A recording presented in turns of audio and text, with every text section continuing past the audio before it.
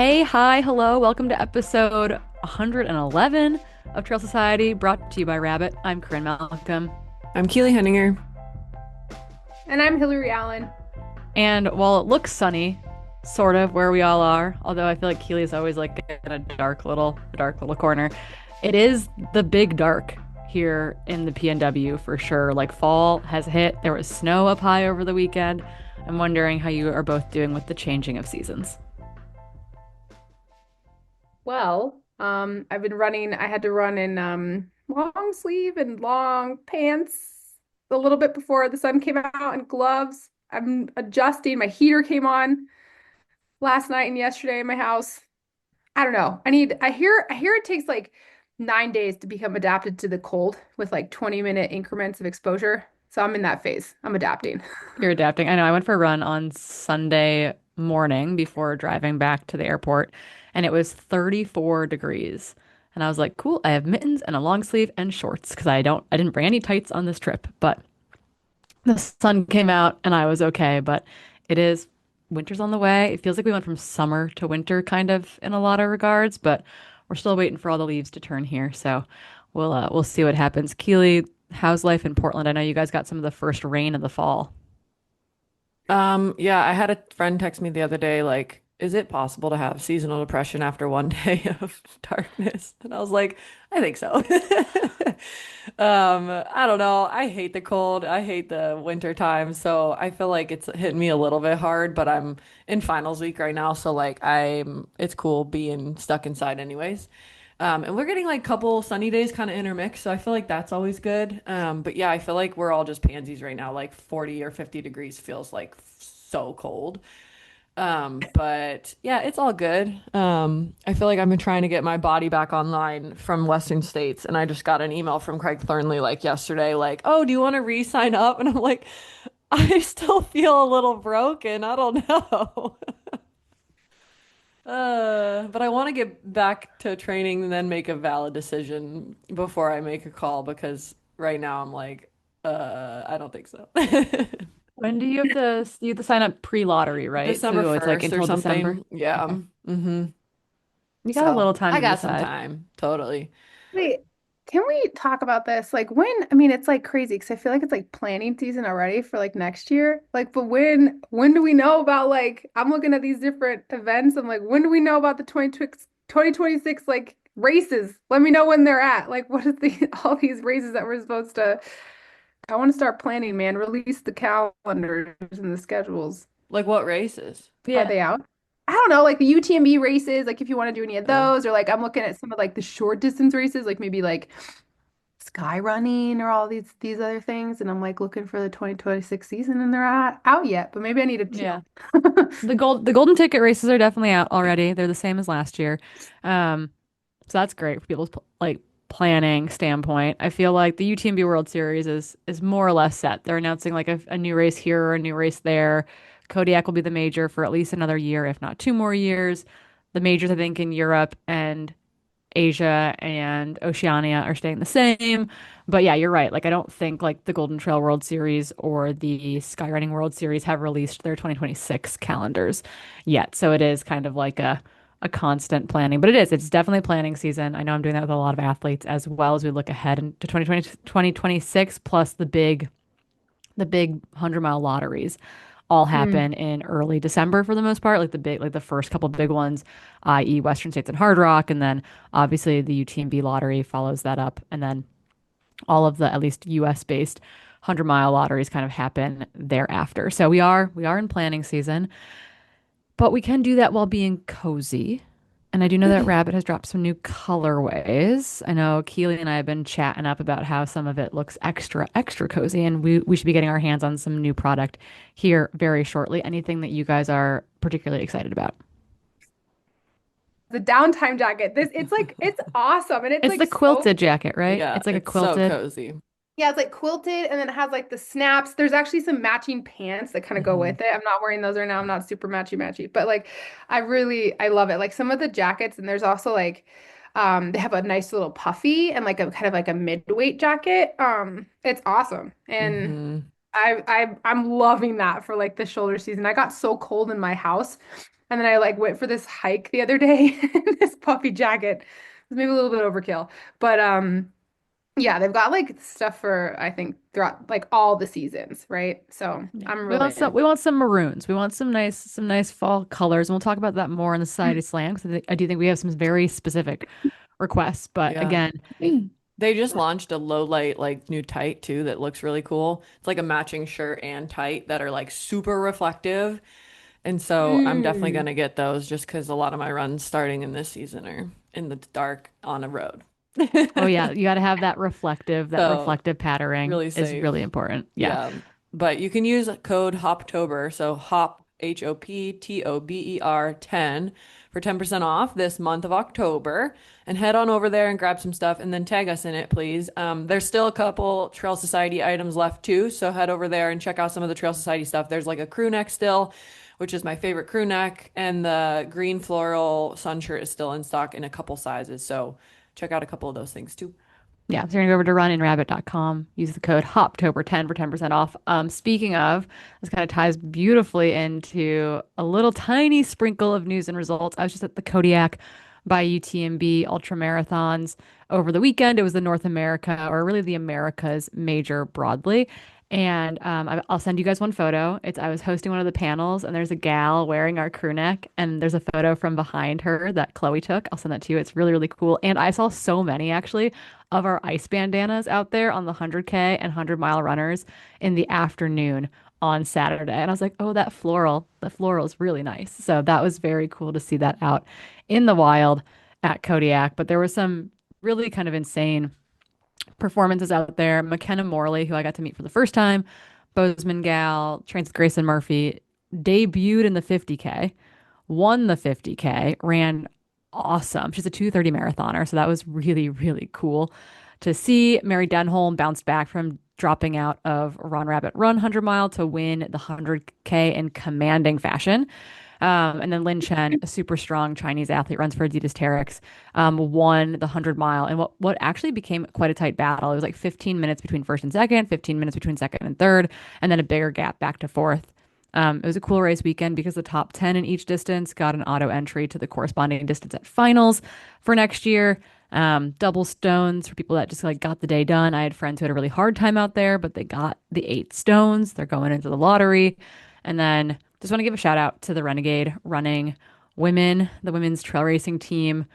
Hoka helped to start that this past year, facilitating a program with Renegade running in Oakland and LA. And we had 30 women compete over the weekend, six in the 21K, 18 in the 50K, six in the 100K, and 27 of the 30 women got to the finish line. And it was just like maybe one of the most special weekends I've ever been a part of. So just want to give all those gals a shout out as well, because that's what I was in the trenches for. People are like, oh, I thought you were out there crewing an athlete. And I was like, yeah, 30 athletes. We were crewing a lot of people. We looked crazy rolling up to the 100K aid stations with like, bags for 6 girls to come Mm. through there. And then we'd go get their drop bags at the aid station. And it was like that drop bag, that aid station was for 2 aid stations. So they had 2 drop bags each at that aid station. So we like had a box That's so of cool. stuff. And people started to realize that we were like not just crewing a runner, that we were crewing many, many runners. So it was just fun being out there all day. Did you have some athletes who had never raced a trail race before? Yes, we had some brand new Nice. trail racers, and we also had people stepping up in distance for the first time, like this gal Vanessa Floyd Rodriguez, who's one of our coaches for the East Bay group. I don't think, has ever run a 50K. She's done the Broken Arrow 26K, so she's been out there for a little bit longer before, but she completely surprised herself. She's a mom. She's got a little kiddo who's under the age of 2. Um, Kind of just like getting back into running and building on running in a lot of ways. And she ran like a 5:17 50K at altitude and like lives in Oakland and Nice. like totally surprised herself. And none of us were surprised because she's crazy talented. And so it was everything from that to like people chasing cutoffs, people having like total vision quests out there, but just like running into the arms of their teammates now. Like these women have been brought together and Mm. they've formed a team in Oakland and a team in LA. That's And cool. the way they supported each other this weekend I was like, cool, I'm going to cry for 3 days straight. This is great.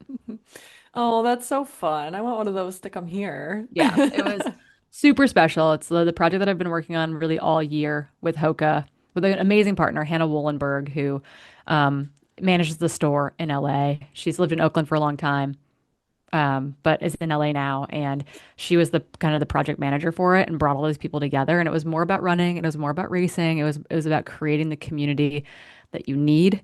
And they have, like, they've Mm, created that in both these locations, and it's so freaking special. So more to come there, more projects to be done, but this community side of trail racing, especially creating a space for women, and in this case, women of color, like largely just it was a very much like a BIPOC team, and it was very, very special. So mm, yeah, hope we need more of that. And it was very clear at the finish line that we can have more of it too. mm. Yeah. There's that, I guess. Kodiak kind of feels like the wind down of the season in a lot of ways. The results calendar is drying up as we head towards the new year. And so we're going to keep news and results light today. And we want to dive into this interview. And just a disclaimer off the top.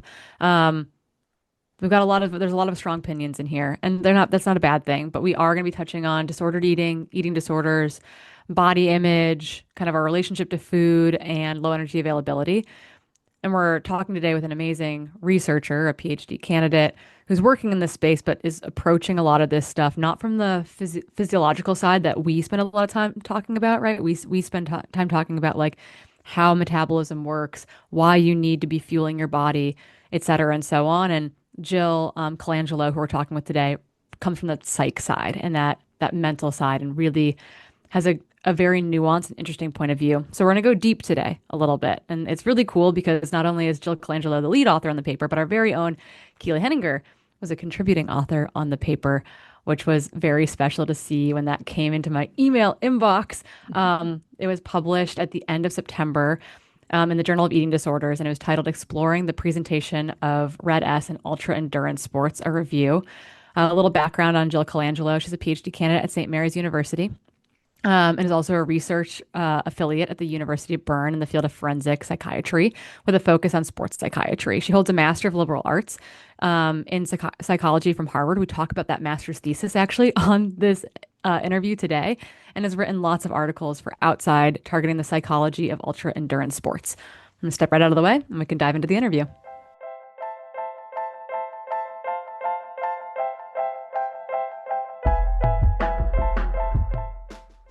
Jill, welcome to the pod. This has been a very long time in the making. I'm wondering if you can just introduce yourself for our audience. Hi, thank you so much for having me. I'm so excited to be here.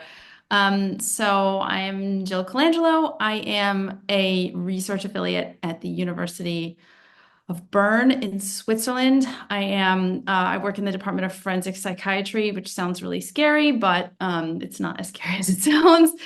I'm also working on a PhD at St. Mary's University, Twickenham, that's in London.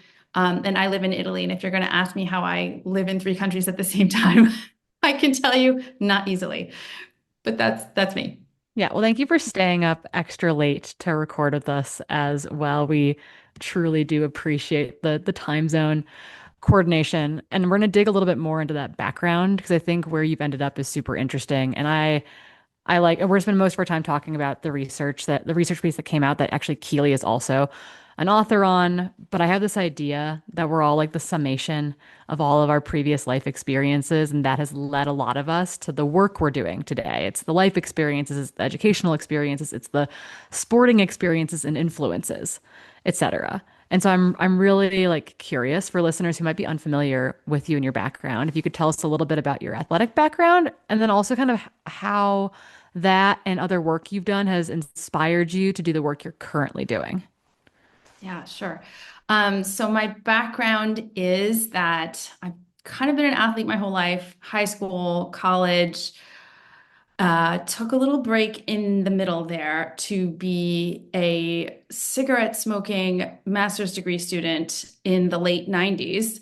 And then once I kind of rolled out of that, I rolled out of that like most of us do, which is I'm just going to start running. That's just going to be what I do, right? So that took me on a journey from running to marathons to triathlon and then eventually ultra marathon. And in so doing, I did what a lot of us do, which is fall so deeply in love with ultra endurance sport that we just absolutely wreck ourselves from tip to tail.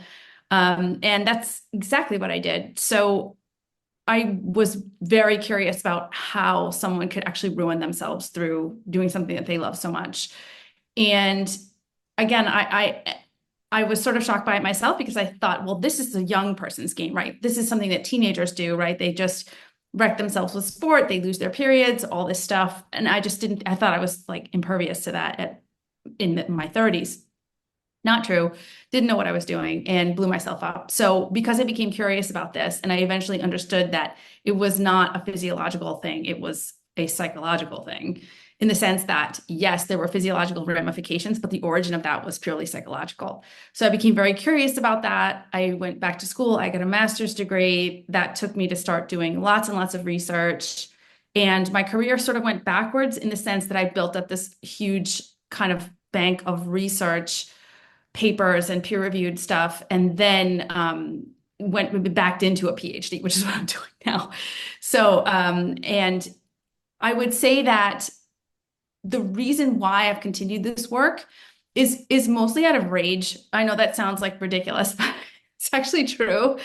Um, because, and I'm going to say this as diplomatically as possible, but I feel as though a lot of the ways in which these topics, and by the way, when I say these topics, I'm talking about certainly REDS, which we're going to talk about, relative energy deficiency in sport, and hypothalamic amenorrhea, even though I will tell you, quite honestly, these are my least favorite topics to talk about within this whole umbrella.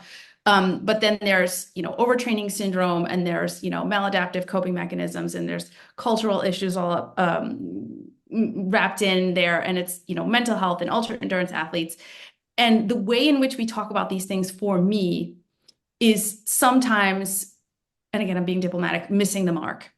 And because I feel as though I can see certain things that other people either don't see or don't want to see, in again within the umbrella of these topics, I am compelled to keep working because I am often shaking my fist into the wind up here on my mountaintop, and getting really irritated. So, because I care so deeply about other people who may fall into the same trap, and sort of where we spend our resources with regard to research, I keep doing it because I really, really, really want to help people not make the same mistakes I made.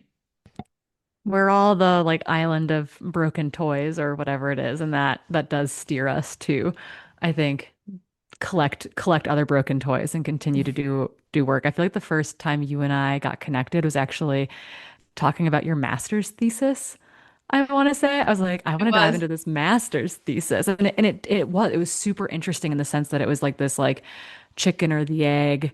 It looked at sport and endurance sport in particular, and ultra endurance sport from a very different lens than I'd ever seen approached in a piece of scientific literature before. And we're gonna touch on some of those pieces today, but I do think that I was thrilled to interview you again now because I think that your lens of how you look at all of this is very nuanced and very different. And I'm happy for us to get less diplomatic if need be, because I do think it's really important to have those kind of honest and frank conversations. And if our listeners ever hear us say something, particularly during like a conversation like this, that catches them off guard or makes them like recoil a little bit, I say that's a great thing to then dig into as an individual, right? If we are talking about stuff today that is triggering or is difficult, I think it's also a good reflection to say, oh, like why might I feel that way about it? Because we are going to talk about things like exercise dependence and disordered eating and eating disorders, and it's just always good to kind of flag that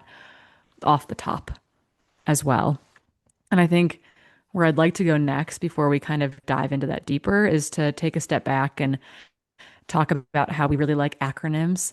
Our sport loves acronyms. You've got FKTs, UTMB, PRs, DFL, CRs, QOMs, over and over and over. You have to learn a new language to be a trail and ultra runner, to be an athlete in this day and age.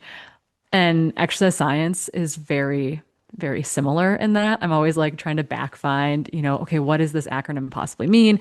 So today we're talking about things, particularly for listeners that haven't maybe been on this whole journey with us, for the last 2, 3 years.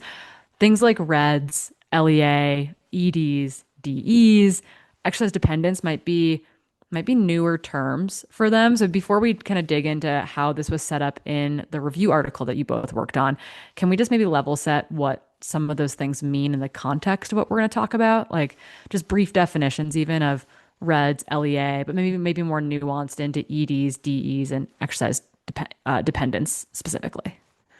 Sure. So REDS or RED-S, however you want to call it, I've heard it different ways. Yeah. Relative energy deficiency in sport.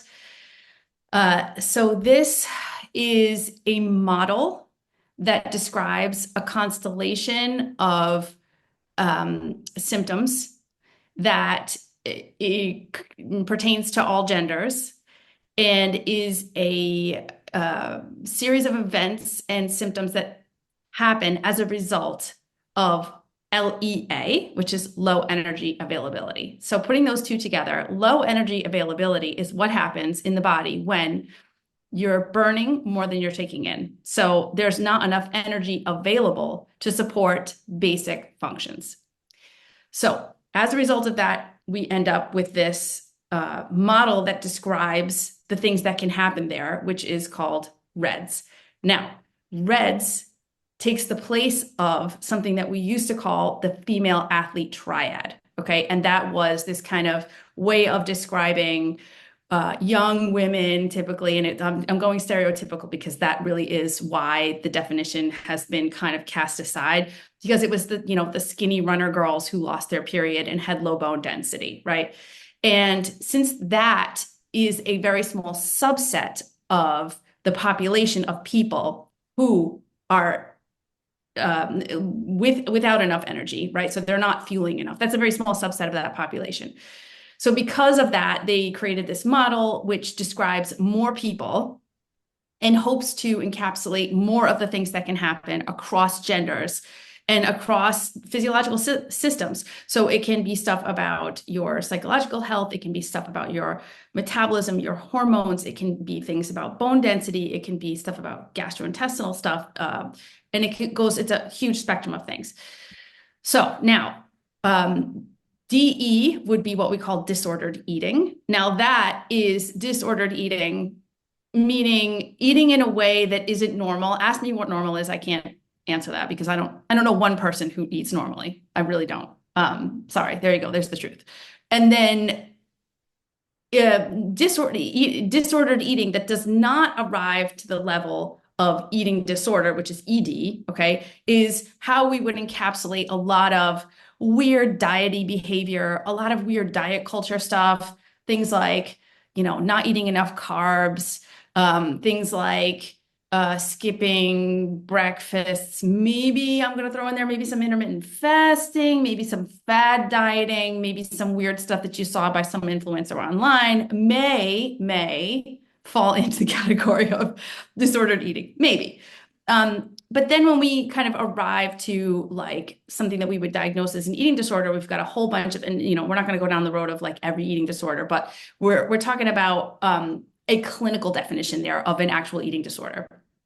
So then I think I covered everything. Did I cover everything? Oh no, sorry. Exercise dependence goes back and forth in the literature. Exercise dependence, some people will use the term exercise addiction. Exercise addiction is not correct as a term. And I'm saying this because every time I talk about this, my boss in my Department of Forensic Psychiatry is like, absolutely not. He's German. So imagine a German accent.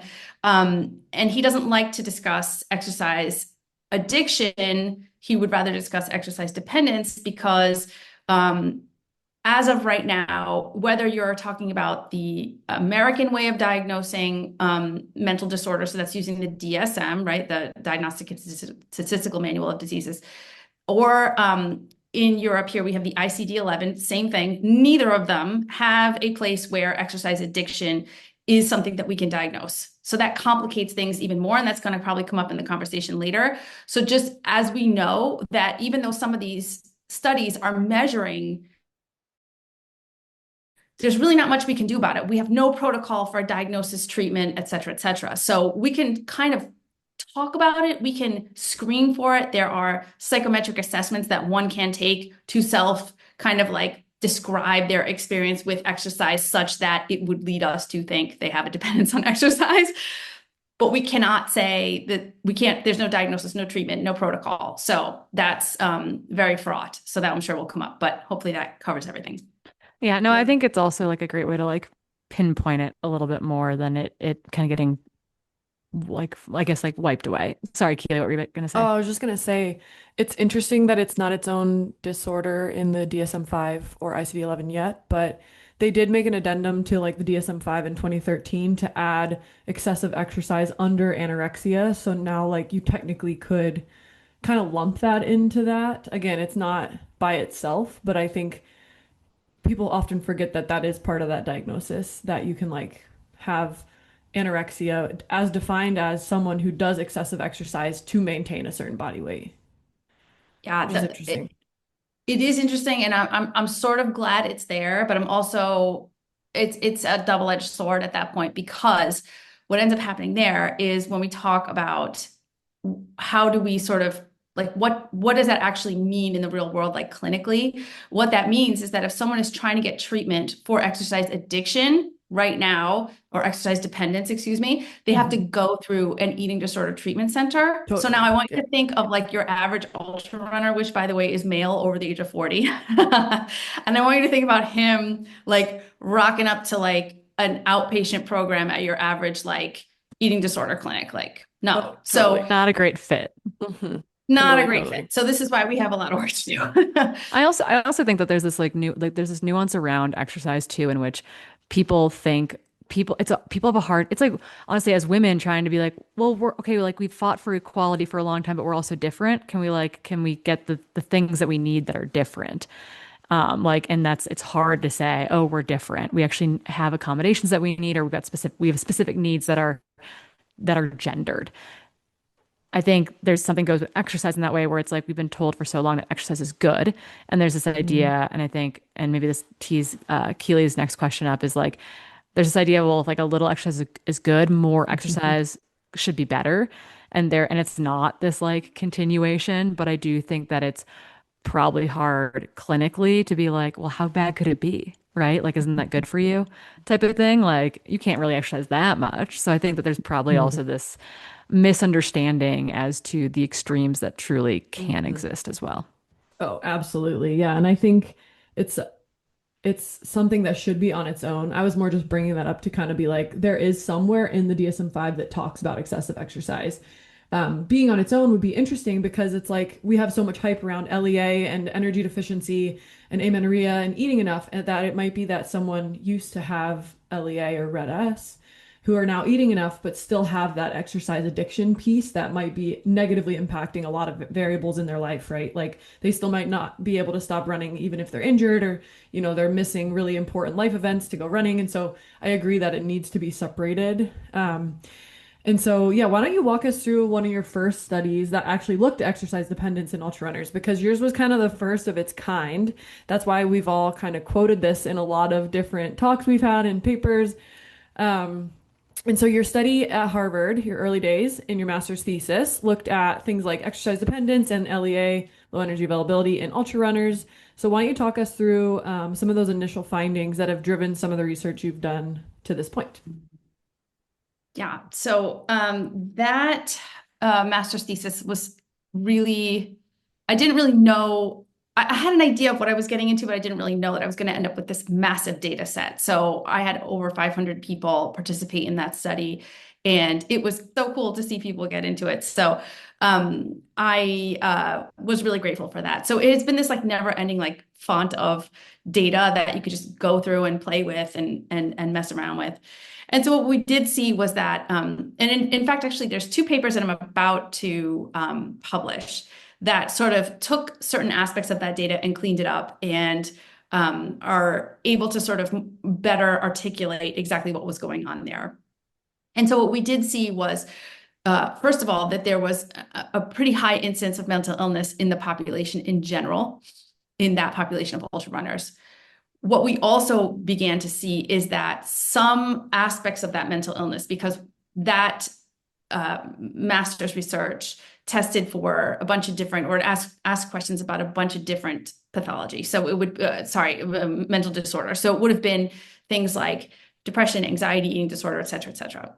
And so for some of those parameters, or most, I should say, of those parameters, what we did see with it, there was a dose response. So we grouped the runners. I keep saying we because it sounds so weird to be like, but I did. I grouped the runners. I hate that, right? I grouped the runners into three different groups. So by the number of hours per week that they were doing physical activity. And when I say physical activity, I mean that most ultra endurance athletes that I know of, we're really not single sport people, right? We're kind of cross-pollinating with a bunch of different things. And certainly, even if you're just an ultra runner, you're still lifting weights. You still might be doing yoga. You're still going for a hike. You're still getting up in it somehow, right? So this would have been all of the physical activity, the number of hours of physical activity that someone did in a week. And so I grouped from 0 to 9 hours, from 10 to 20 hours, and then over 20 hours. And so what we did see that there was a dose response there. So the more hours per week that you did physical activity, the more likely you were to have risk for mental illness. This was especially prevalent when we looked at the data from something called an Eat 26. And this is an eating disorder assessment, and it assesses for eating disorder and disordered eating.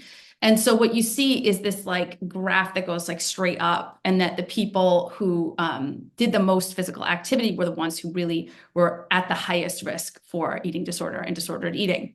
And we saw this again repeated across a lot of the different parameters. So this is pretty wild. And I kind of I don't want to scoop myself before this next paper is published, but I will say that I've been able through the data to isolate a number of hours per week, after which point it becomes your risk jumps up considerably for all of these issues. Now, I want to be specific here and say a couple things. So, number one, I'm not saying that once you pass that threshold, like you're in trouble. That's not what it is. Is this that in general, as people sort of went past a certain point, a certain number of hours of physical activity per week, they were more likely to be at risk for, okay? And obviously, that's going to be different among people. And science is really good at telling us what's going on with the majority, right? So we've got outliers, right? Everyone's different. I'm not trying to say this is like hard and fast. And then the other thing I want to really be clear about is that it's not the number of hours that is causing the mental illness, right? Like we don't know what is happening there. It could very well be that there is a physiological response, neurotransmitters, et cetera, that is generated in the brain that leads to XYZ potential mental disorder. That's a possibility, sure. But there's also the possibility that there are things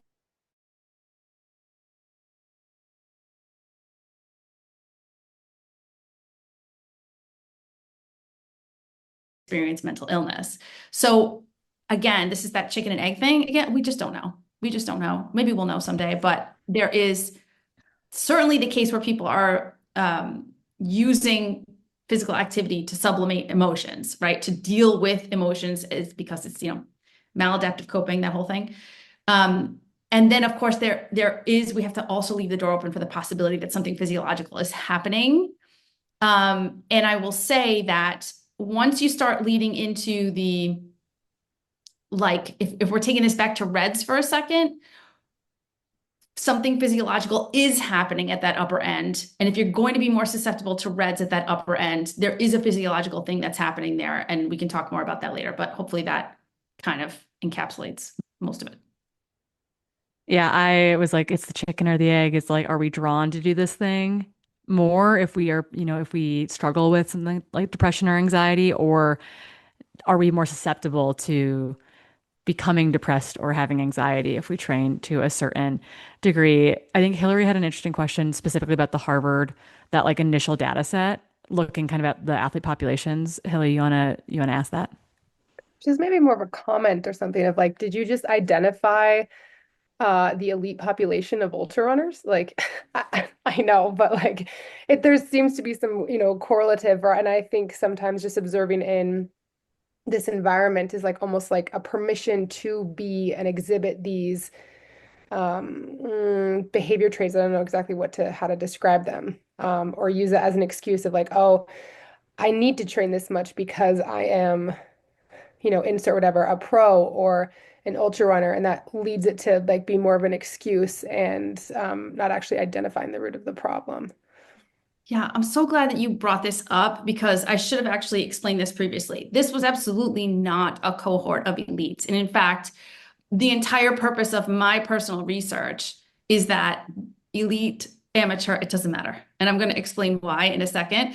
But thank you for saying that because it is important that we know that 500 ultra runners, those were everybody. That was like, all kinds and range in age from 18 to 72. So it really was across the spectrum. And I'm sure some, like I brought up the example of Magda Boulay because I knew that she tweeted it, but like, I don't know who else, was in there. I'm sure there were some elites, but there were tons of people that were just local yokel, like runners in my like, TARC running club from Massachusetts, like there were lots of people that were just random, who just were really interested in participating.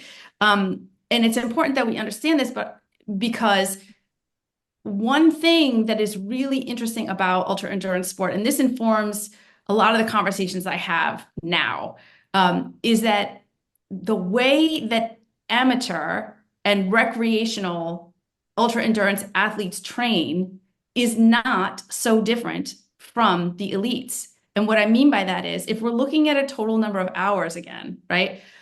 Y'all are faster, but we're training the amateurs and the recreational. We are training almost as many hours as you, if not more, because you guys could all smoke us on the trail in terms of time. Like you can run a 50K and God knows what, right?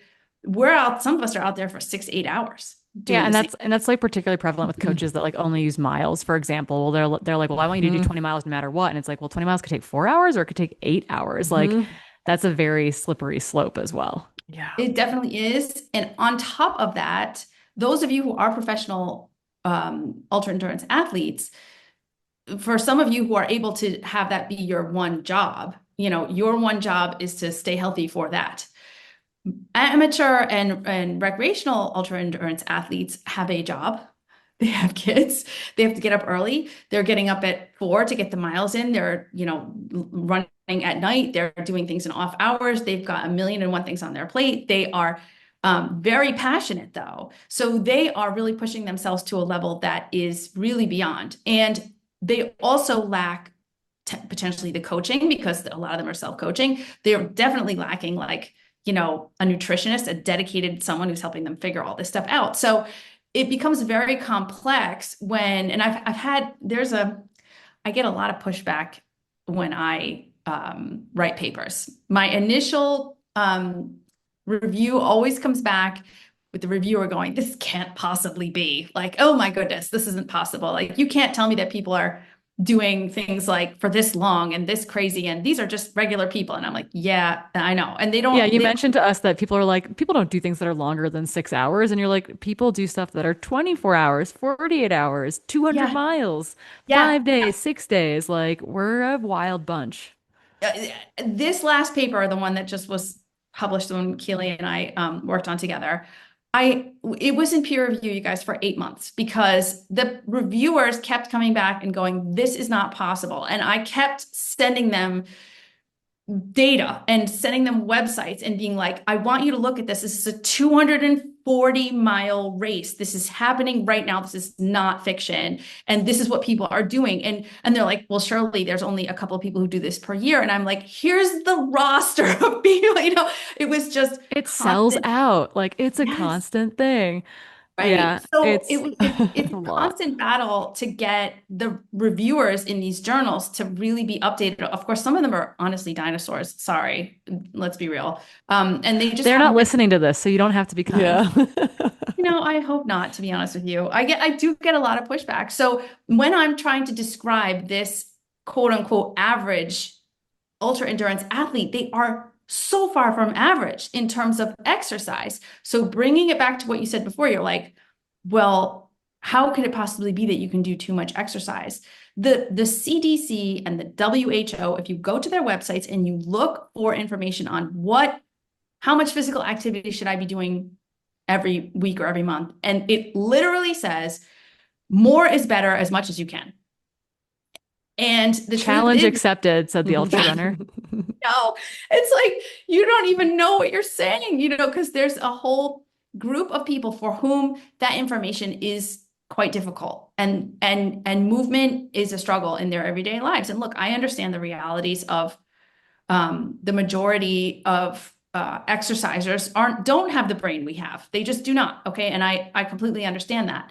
But we also have to hold a little bit of space for those of us for whom challenge accepted, right? So this is why some of my primary work is to advocate for a question, just one question taking place in a physician's office.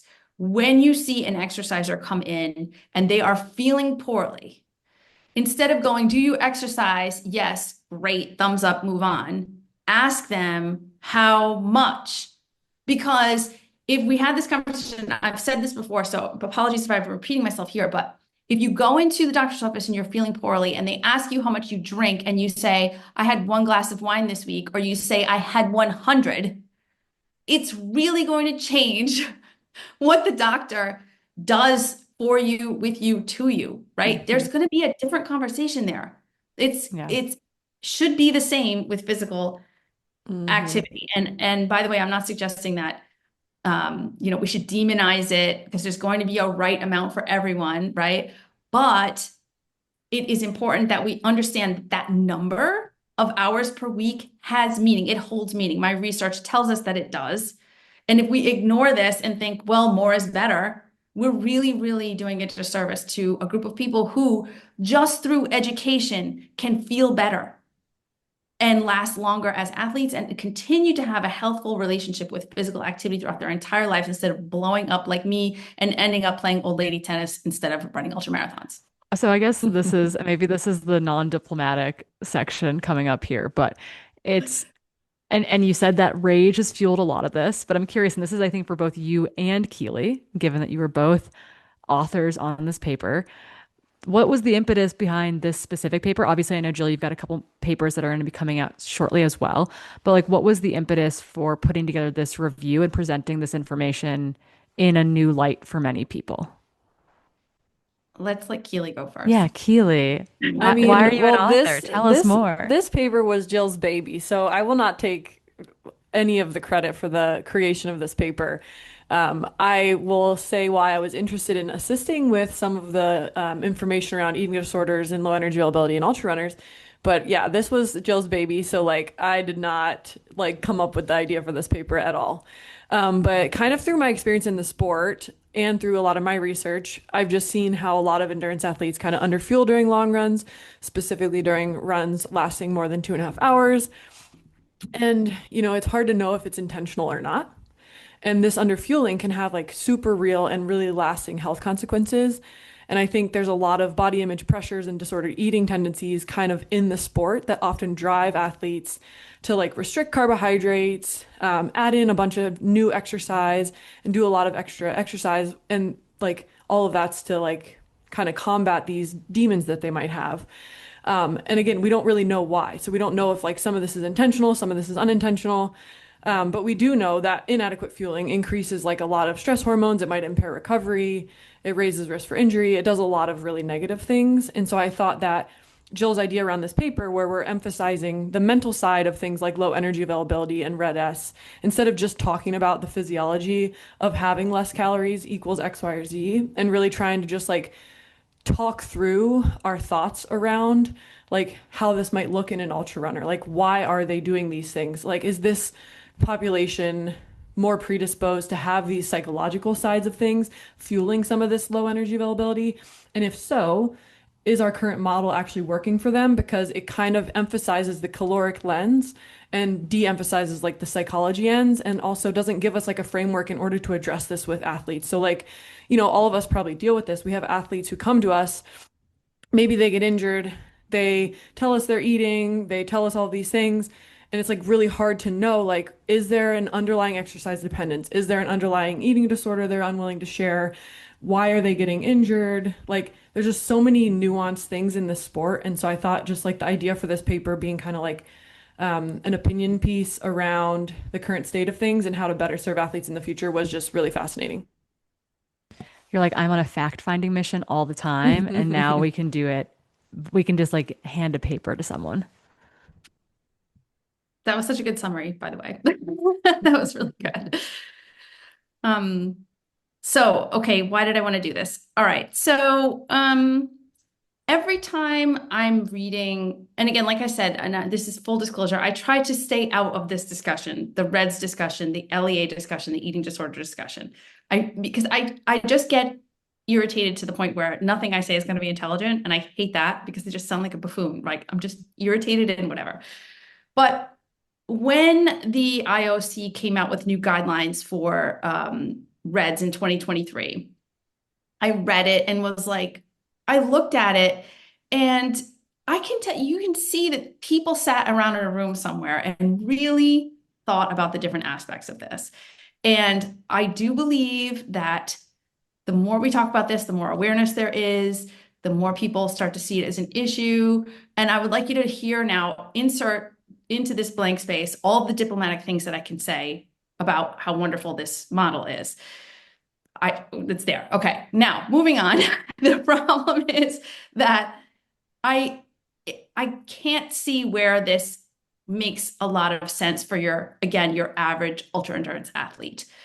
The diagnostic tools, the return to play protocols, all of this stuff is very beautiful and very detailed, and there's lots of information here. But again, your average ultra endurance athlete who may be walking around with an eating disorder, such as I had anorexia, but now I'm quote unquote cured because I found ultramarathon, which allows me to have permission to eat food, but don't start with me if I get injured or have to stop for any reason, because that's not going to happen, right? That doesn't help me. Or someone who has binge eating disorder and again will sign up for an extended effort to justify a binge. Okay, these are things that are happening in the sports that we do. And so I say to myself, I look at all this diagnostic tool and I look at how your average ultra marathoner or ultra runner or even like long distance triathlon, whoever you are, and how you're showing up to a race carrying all this stuff. Does that model fit this person? The other thing that is concerning to me is that I hear people say I was diagnosed with REDS. REDS is not a disease. REDS is a model which contains a bunch of symptoms that talks about a lot of things. But the origin of those things is the fact that you are not fueling enough. And so it's very easy for us to just kind of divert all of our attention to this model, this model, this model. But we need to have conversations about how we got to a point where someone is not fueling enough. You're not eating enough. Even that term, look, I get stuck with it too. I say, well, you're not fueling enough because it sounds very like technical, like we're fueling. No, we're eating. You're not eating enough. You are waking up in the morning and you are thinking about your training and you're trying to be just slightly under the amount that you're going to need for that day. You are looking at that extra piece of toast and you are thinking about it. Okay. And this is something that's happening all day, every day, not just in the ultra endurance community, but it's certainly happening in the ultra endurance community.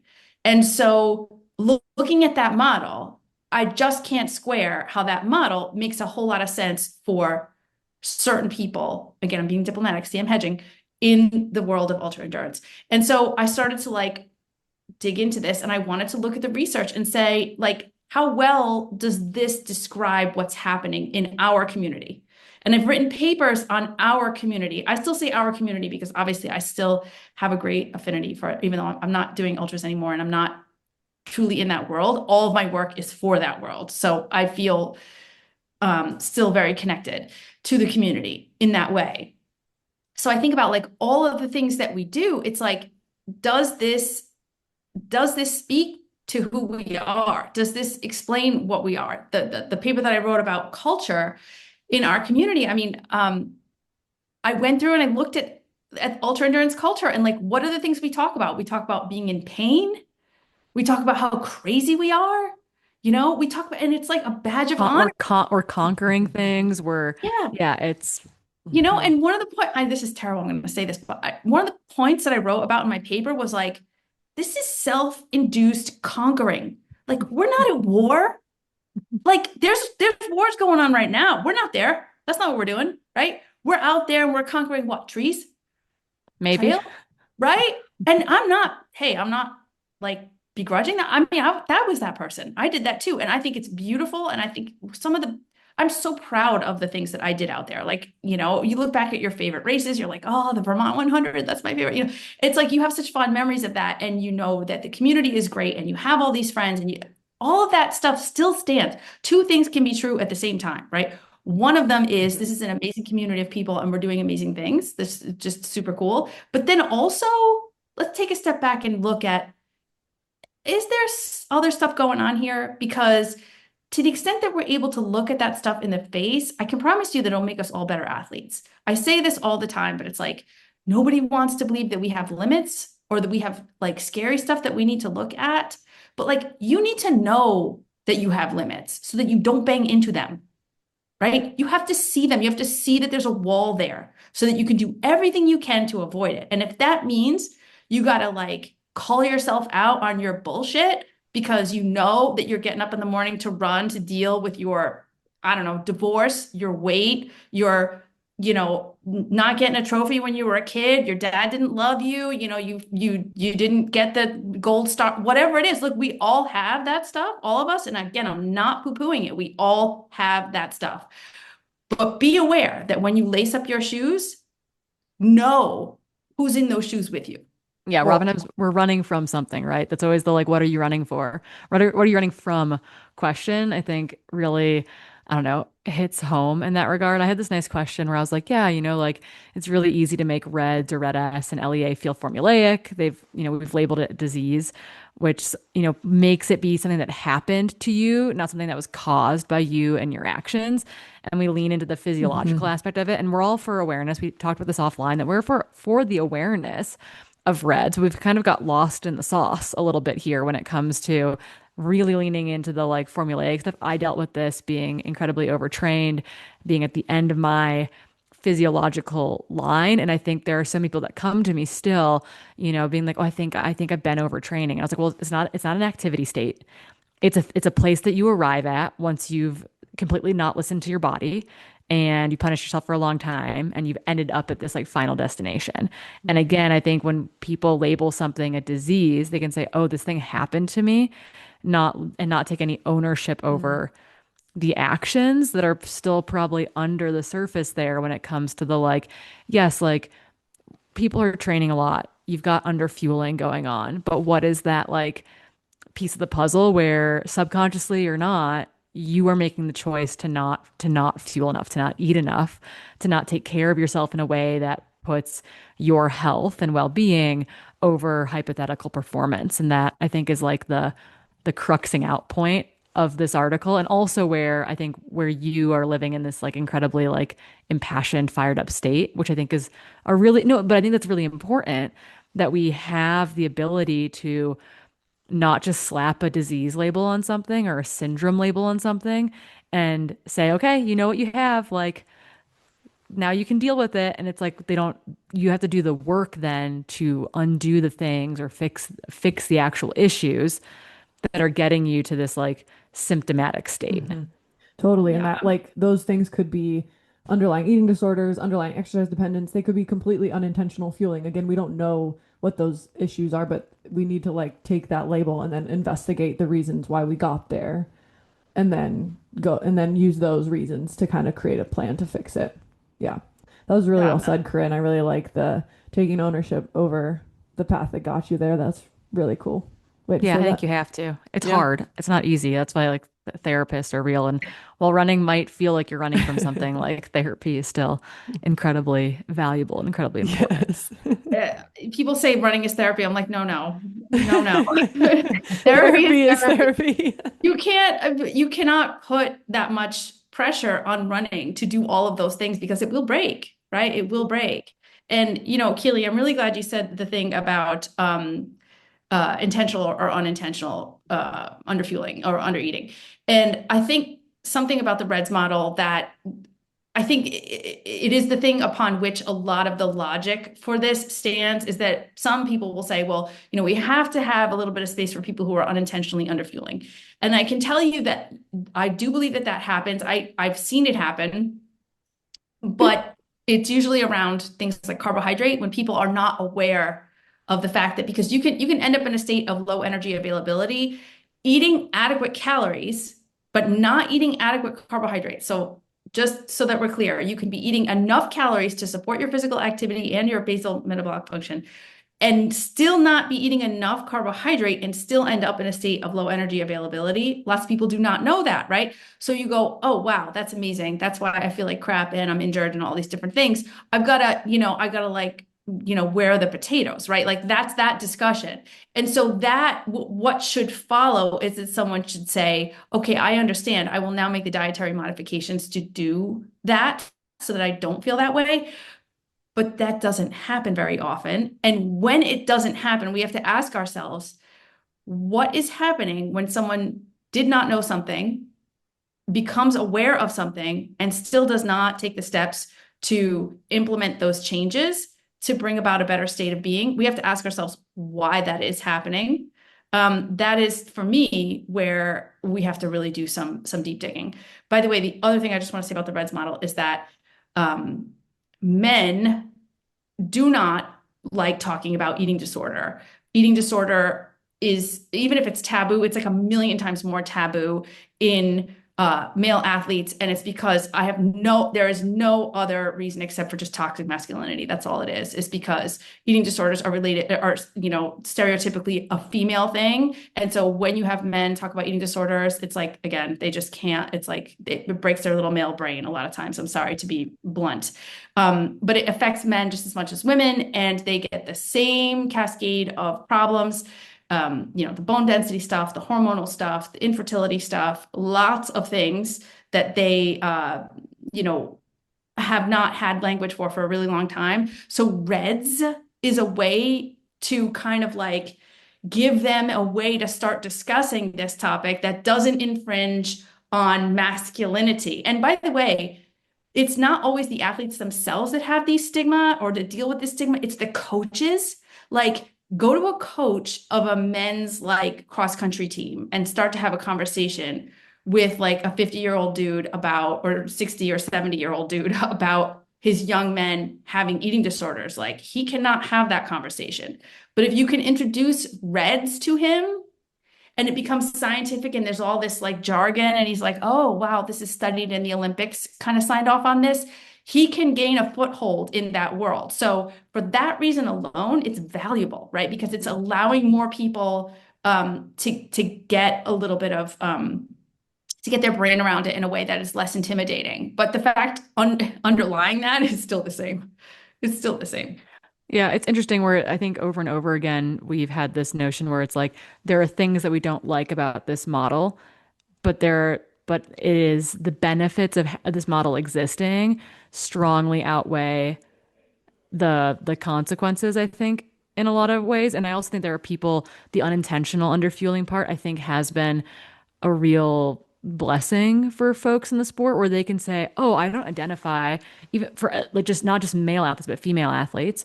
I'm identifying as not having disordered eating or having an issue with food, but for whatever reason, maybe it's like they don't fuel on their runs, right? Like they just haven't, and it's not because they're being restrictive. It's just like they don't like it or it's not satisfying or whatever it is.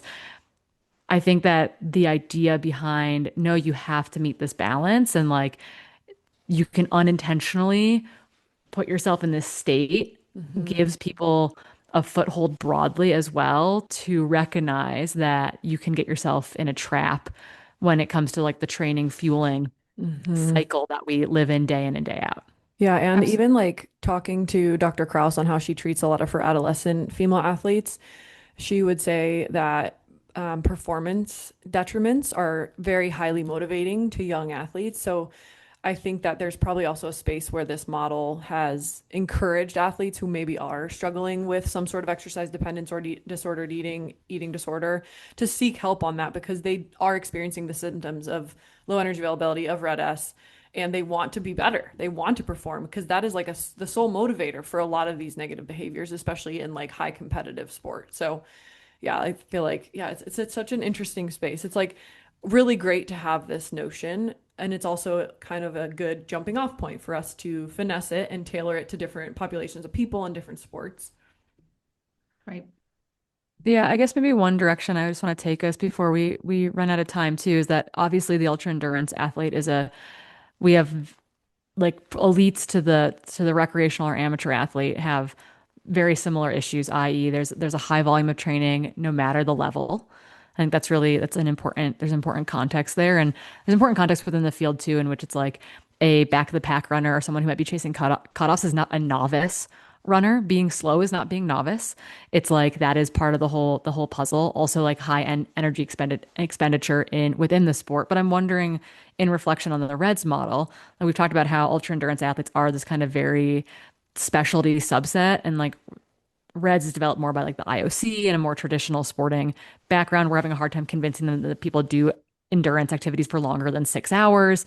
Is the Reds model just a bad model or a bad fit for the ultra endurance space? Or is it just like taking more context and is really critical, specifically with this group of athletes who are more susceptible maybe to having greater psychological components? Yeah, I think the answer to that is way above my pay grade, truthfully. I don't think I'm qualified to answer that question. That's okay.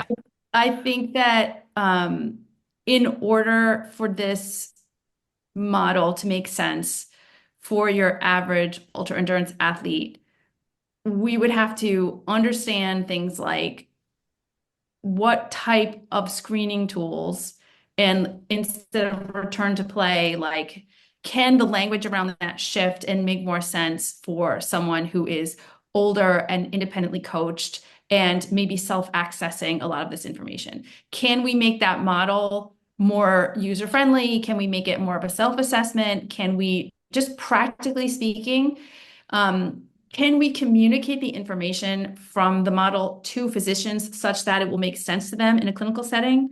I think those are the things that I'm interested in because I like for all the reasons that we said that the model is positive. I don't want to throw the baby out with the bathwater, but does it really suit this population? Not really. But a lot of the reason why it doesn't suit the population is logistical, right? It's that access to the assessment. It's that access to what does it mean to be able to return to play? Like, how can I assess myself? Because your Aura Ring isn't going to tell you that. You know, your Garmin isn't going to tell you that. So can we come up with a way to describe how the information that's contained within the model can be beneficial to this population?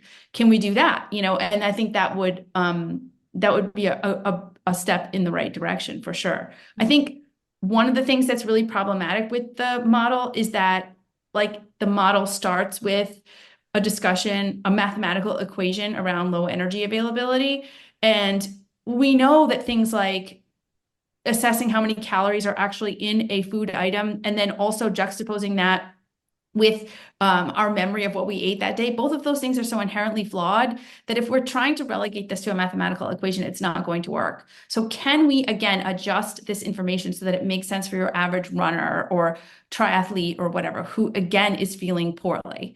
And then the last part of that, I would say, is that the treatment, I think this is funny, treatment. It's like, go to a grocery store. No, I'm kidding. I don't want to be flippant because that's, you know, that's how we get here is by being flippant. I don't mean that. I'm just being silly. But how we get people to back out of this state is not well defined. And the research is interesting. The dropout rate is ridiculous. You know, you've got a lot of issues there. So how can we have conversations around people who are able to turn this around and avoid the problems? You know, if that has to be qualitative data, let's look at that. But if we're looking for large cohorts of people who are put on a high calorie diet because now we're giving them, you know, milkshakes every day, it's just not, that's not real world. And it's not giving me the information I want. You know, I'm not in a supervised lab where someone's giving me banana milkshakes every day. I really need to know how to manage my daily life as an athlete and again, not get into trouble. So I guess maybe one of the like kind of final questions I have, given that this was like a review and like and it's beyond an opinion piece. It's a review article of the current literature we have available to us. But again, it's a review article of the current literature we have available to us. And we've identified that there are flaws within the system where we're overlooking key instances, particularly like leaning heavily onto the physiological and ignoring or avoiding the psychological component. So, what in your mind, and maybe Keely can answer this as well, what in your minds is currently missing in this body of work that could greatly help athletes, coaches, healthcare teams going forward? Jill, I know you've got more papers coming out, but like if there's research to be done, how can we elevate the research to actually address the questions we have? Keely, you want to go first? I mean, I think a lot of the research that could come out that would be helpful could just be around energy expenditure averages for athletes. This is my first thought because there's just a paper that came out that showed you burn up to 2 to 2.5x your normal daily caloric consumption the day after an ultra marathon. And that even blew my mind. And so I think there's just things we still don't even know from like a numbers perspective around this sport that we could at least start to find out so we can at least even begin to rationalize like how much extra food and extra rest does this sport even require before we can even put anybody into this kind of equation, right? We don't even know like where they even are in relation to meeting their energy demands. And then I think another lens would be trying to differentiate between low energy availability, where you're not meeting your caloric demands, and then exercising. And so you're kind of in this hole. And then someone who is meeting demands, but in this exercise dependence realm. And how does that like manifest and how does that impact training and how does that impact mental health and how does that impact injury rate? Like, I don't know if we know the delineator between like meeting calories, great, like got out of LEA, but still have this really unhealthy relationship with running. Like, what does that look like? And so, I mean, obviously in a space like ultra running where there's not that much research, I think we could do kind of any research and see. But those would be All my not all two. research is good research, but more research is More, better. totally. Can I add something to just Of course. quickly, even though I'm not on the paper, I know obviously, but like just as an outlier, I'm like in a master's program for applied sports psychology, and I always wonder of like even another part of like what's the role of like just we were talking about this earlier culturally in the sport itself within the population itself, but then the role of like a coach, how that could have influence over things. I think that could be a really important analysis and how that influences either like staying in or like return to. Yeah. Mm-hmm. Yeah, gosh, there's so much there. I think again, we have to start going back and ask ourselves, like, where does the idea that I'm an engine, right? And if I'm trying to get from point A to point B, where do we get the idea that I need to restrict the amount of fuel that I put in that engine to do that thing? Like we don't do that to our cars. We wouldn't do that to like our pets, right? But yet human beings do that, right? So there's something there that's happening in the human psyche that looks at an energy expenditure and thinks, how can I get away with not going all the way? And so to me, the answer to that is something cultural, right? It's something cultural. And the something is typically aesthetic benefits, right? And if it's not aesthetic, it's this, absolute obsession we have with discipline and all this stuff in our culture that doesn't make any sense because real discipline is not, getting up and running every single day. That's just gut instinct. I've said this before. Real discipline is listening to your body and figuring out what's right for you on a daily basis. So the research, we can do research on everything, anything. Like Keely said, you can go. There's so many different things we can look at, and certainly all of the sort of physiological stuff is important to understand, like the caloric burn and all that stuff. But like we also have to think specifically if I am training for a certain event, right? And we all have training plans, whether you're a newbie or you're a seasoned elite, right? You say, okay, this week I have to run, or I have to do, whatever my training is, I have to do, 10 hours. Okay. Why do you do 12 then? Because Mhm. after a certain point, you're not training for your heart and lungs and feet. Oh yeah. So This is you what see we're what I'm gonna saying? dive into in our post interview recap. Yeah, I mean, It's so so this, true. It's so true. And we see it every year during fire season. We see it every year when it gets super, super cold. You're right. Discipline is not getting out the door every day to run. Discipline is no, saying, I'm tired today. I need a rest day. Discipline Mhm. is saying the AQI is 150 out. I shouldn't run in this. The correct. discipline is like Mhm. not skipping your friend's birthday to go for a run. It's like you're right, the cultural element of this whole thing. And like continue to love your lens on this because you're right. We can look at, basal metabolic rate changes all day long, but you're like, that still doesn't get to the base of all of this, which is these cultural norms, these things that are internalized, our brains ticking away to say Mhm. if 10 hours is good, 12 hours is definitely better. Yeah. And Yeah. again, I hate to bring it down to this, but like, I say this often too, and again, apologies if I repeat myself, but like a lot of the times, all of what we do here is to answer a question. And the question is usually, am I good enough? It's just that. It's that. It's like, am I going to be good enough if I do this? Am I good enough now that I did that? And that to me is the driving force. That's the drumbeat in all of our heads. That's the Mhm. 12 hours instead of 10. That's the extra couple miles. That's the few pieces of toast less. It's like this constant kind of, reaffirmation or need for affirmation. Um, and this is again, now you see why I'm shaking my fist into the wind all the time, right? Because it becomes very, I see a lot of research, I see a lot of science and numbers and, stuff flying across my desk all day long and this new paper and that new whatever. And it just starts to, when you say a word over and over and again and it starts to lose its meaning, that's kind of what happens to me a lot of times when I'm having these conversations. Um, the brass tacks are, I do think that these sports are doing something for some of us. And we didn't dive into this during this conversation, but I do think there's a subset of us that may be in need of physical activity as a stim. That could be because of neurodiversity or a Mhm. million other things. I think there's a bunch of us that are using this for, as I said, sublimation of emotions. I think there's a bunch of us that are hiding out for eating disorders. I think there is a bunch of us that have decided that we're not junkies or addicts anymore, but we really love to run.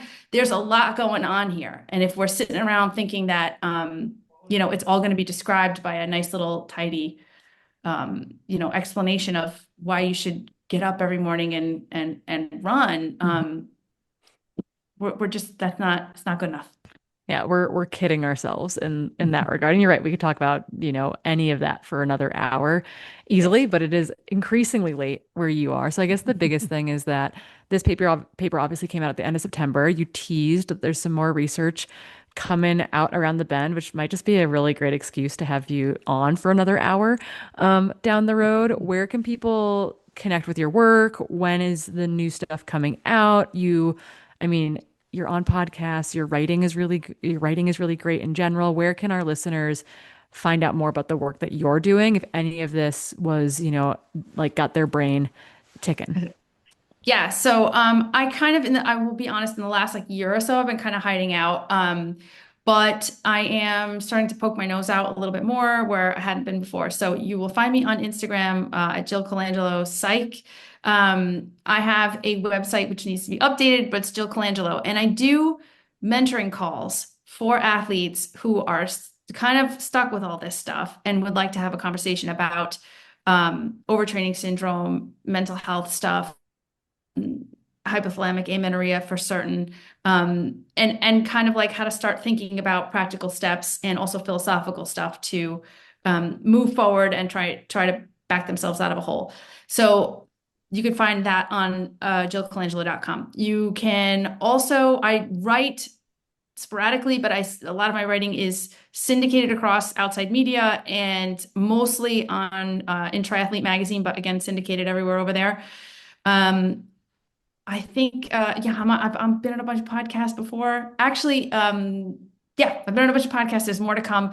Research is tumbling out. The peer review process is long. It has become longer over the years. I don't know why, but it is. But there's lots of good stuff coming, I promise. So We are looking forward to all of it. Thank you so much for giving us an hour of your time today.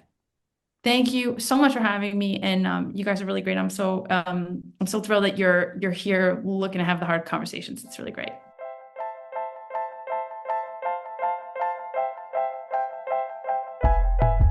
I think we all need a little of Jill's energy, right? When you've got this thing that you're so passionate about, you're gonna maybe rage is the thing that fuels you. And I really enjoyed having that conversation today. We could have talked to her for several more hours, probably, but that was a good jumping off point on a very important and very nuanced topic. Totally. Yeah. And one thing that I can't quite get out of my brain from that interview is how we started talking about discipline versus disorder towards the end.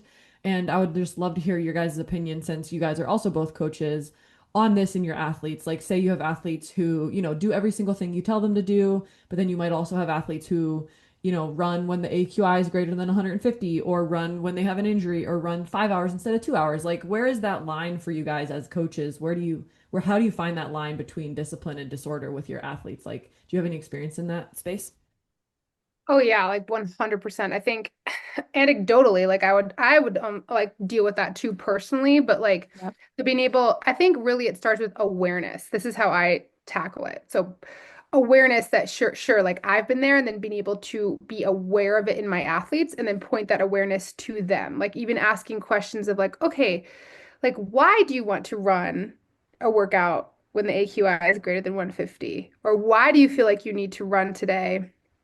Even when you're telling me that you're tired. It's having that awareness because as a coach, sure, I can prescribe these things, but the athlete is going to do it regardless, right? And so it's like if you start to ask those questions, then maybe there can be awareness around it and then a little bit more self-compassion to be like, oh, okay, well, like yeah, my coach is telling me this, and then I'm aware that maybe this is going into the realm of disordered versus disciplined. And then, it basically it has to be driven by the athlete to make any changes. But first and foremost, you have to become aware. And sometimes that's like a long process to get the athlete like on board with that thinking.